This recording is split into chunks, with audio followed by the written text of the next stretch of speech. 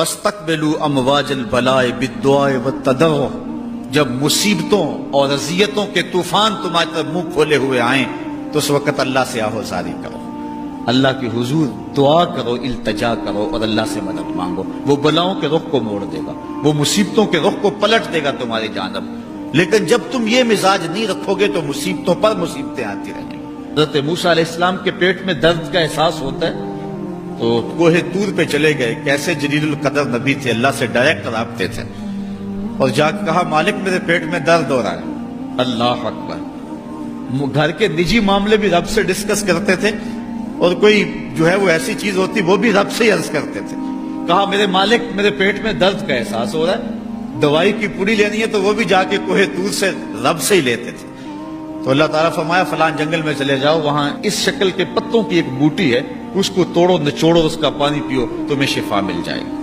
حضرت موسیٰ علیہ السلام گئے اور جا کے بوٹی کو توڑا نچوڑا، پانی پیا، شفا ہو گئی۔ کچھ عرصہ بیتا، دوبارہ اسی طرح کا درد جاگا۔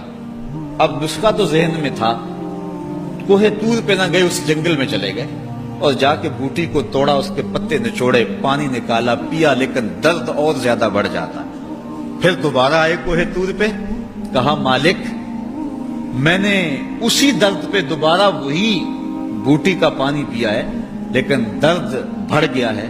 کہا موسیٰ اب جو آئے ہو کوہ طور پہ پہلے ہی آ جاتے۔ تو عرض کی مالک بوٹی بھی وہی اور درد بھی وہی۔ فرمایا سب کچھ وہی ہے لیکن پہلے میرا حکم تھا، اب میرا حکم ساتھ شامل نہیں تھا۔ شفا بوٹے میں نہیں رکھی، شفا تو میرے حکم میں رکھی ہوئی ہے۔ اس لیے ڈاکٹر کے پاس جاؤ، حکیم کے پاس جاؤ، لیکن شفا اللہ سے مانگو کہ شفا ہمیں دینے والا وہ ہے۔ وہ ایک وسیلہ ہے، ایک ظاہری طریقہ ہے۔ حضور علیہ الصلوۃ والسلام اللہ اکبر کیا خوبصورت ارشاد فرما رہے، حسنوا اموالکم بالزکات، اپنے اموال کو زکات سے پاک کرو، وداووا مرضاکم بالصدقہ، اور اپنے مریضوں کا علاج صدقے سے کرو۔ حضور علیہ السلام نے ارشاد فرمایا کہ بندہ کہتا ہے میرا مال میرا مال، اس کے مال تین ہیں۔ ایک مال وہ جو اس نے کھایا اور ضائع کر دیا، دوسرا اس کا مال وہ ہے جو اس نے پہنا اور پرانا کر دیا، اور تیسرا اس کا مال وہ ہے جو اس نے آگے بھیج دیا۔ فرمایا باقی اس کے وارثوں کا ہے، اس کا نہیں ہے۔ اس لیے ہم راہ خدا میں خرچ کرنے کا مزاج بنائیں، اس سے مال گھٹتا نہیں ہے، اس سے مال بڑھتا ہے۔ بلکہ جب راہ خدا کے اندر ہم خرچ کرتے ہیں تو ہمارا جو دوسرا مال ہے وہ بھی پاک ہو جاتا ہے۔ اللہ کے محبوب کا ایک فرمان سنیے جس کو حضرت حسن بصری رضی اللہ تعالیٰ عنہ بیان کرتے ہیں، حسنوا اموالکم بالزکات وداووا مرضاکم بالصدقہ واستقبلوا امواج البلاء بالدعاء والتضرع۔ فرمایا کہ اپنے مال کو، اپنے اموال کو زکات سے پاک کرو اور اپنے مریضوں کا علاج صدقے سے کرو، اور جب مصیبتیں اور بلائیں تمہارا رخ کریں تو پھر دعا سے اور اللہ کے حضور زاری سے اللہ کی مدد چاہو۔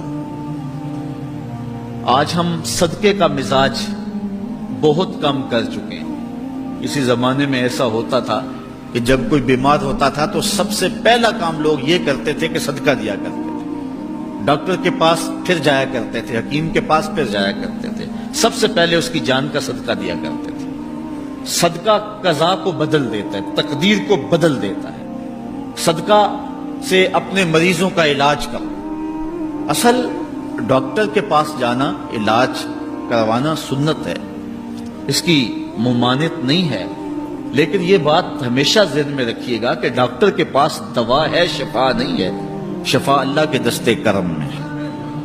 اس لیے جب بھی بیمار ہو جاؤ تو پہلے صدقہ کرو اور پھر ڈاکٹر کے پاس جاؤ، اللہ اس صدقے کی برکت سے ڈاکٹر کی دوا میں شفا رکھ دے گا، کیونکہ شفا تو اس کے حکم میں ہے نا، چیزوں میں تو شفا نہیں ہے، وہ تو اس نے حکم جہاں دے دیا وہاں شفا ہے۔